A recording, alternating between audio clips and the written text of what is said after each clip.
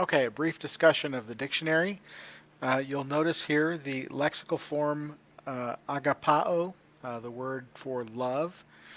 You'll also notice one of the first things that the dictionary does here is it gives you some of the inflections, the imperfect, agapone, the future, the first aorist, perfect, participle, and so forth. So right off the bat, it's helping you identify the inflected forms of the word.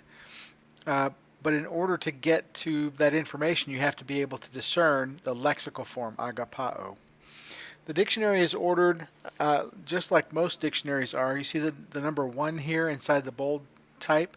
This is the most common usage of the word, followed by a definition to have a warm regard for and interest in another.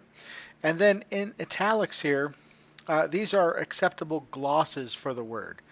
Cherish, have affection for, love. That doesn't necessarily mean that we've exhausted every possible way you could express this idea, but those are some glosses that you could include in your translation and that would be acceptable.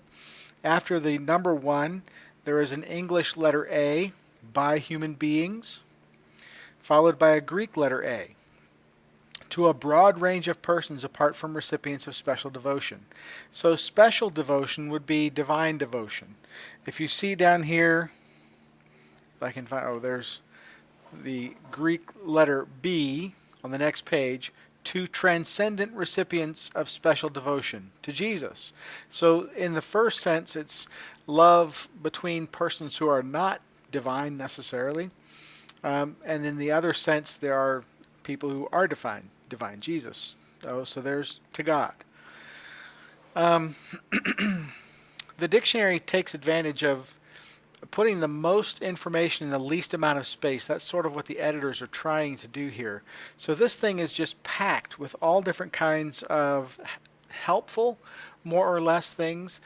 Some of these things are scholarly and maybe a little bit beyond where we are at the moment.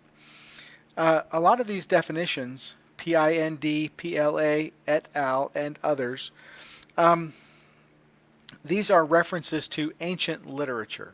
Okay, places in ancient literature where these words occur. With the object given, gunaikos, to a woman, to a wife, on the proper attitude of the husband. You'll notice in here the Bible verses, the references, they're not always exhaustive for the sake of space, but on important words, they should all be there. Okay, Matthew. Okay, when you get down to like this right here, this is a reference right here, C. W. Van Unnick, Nov T 866 284 to 300. That's a reference to an article, to a periodical. The title of the article is Die the German. This is the title of the article. This is the author, William Cornelius Van Unnick. It's in Novum Testamentum 8, number 2 through 4, 1966, pages 284 to 300. This is all the information you would need to get this article. Now, if you don't have German, there might be an English translation out there, but you'd have to find it. But this is an article that discusses love, religious aspects, and that's what agapao is dealing with, at least in part. Oh, goodness. Even further down here, you see this Kybal 716,5. That refers to Greek epigrams from stones collected. Okay, and this is from a section. I don't know Latin either, but I know Google Translate. So this is sculpted carvings found in a reclining bed, and in there, this is the particular phrase. Philus huper atan etima, and you'll also see that relevant portion. Let me see if I can find it. Kybal, Philus huper atan. Look, there's a spelling, a variant spelling of auton. Very interesting. So what this is telling you here is, okay, it's discussing C. Van Unnick and strangers who love someone more than one's own life. This is another source, probably an ancient source, B1446-195D27. CP means see also.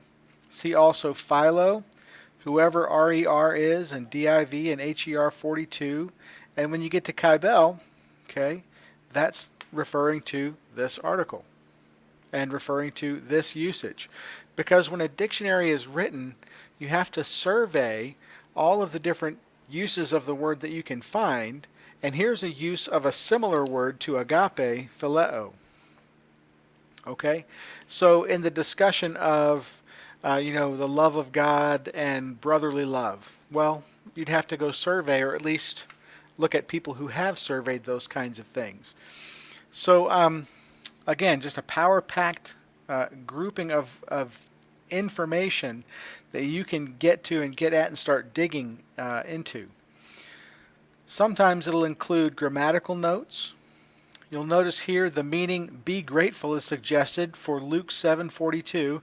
So if you're doing an exegetical paper on Luke 7:42, here's a meaning that could be important. By H. Wood in ET 66. So you go back to the index, you find out what ET is. You see if you can find 66 ET 66 in the library. It's on page 319. He's following after J. Jeremias. So here's this is exegetical stuff that you can just keep digging at and working at. In addition, there are also word meanings. We have 1A, 1B of the affection of transcendent beings, A for ordinary human beings. So not only the love that we have towards God, but also God's love towards ordinary human beings. I guess that would be us. A, B for other transcendent beings, God's love for Jesus. Definition number 2. So the most popular definition, the most common definition is number 1 over here. Number 2, to have high esteem for or satisfaction with something, take pleasure in. Okay, that's different than love. And then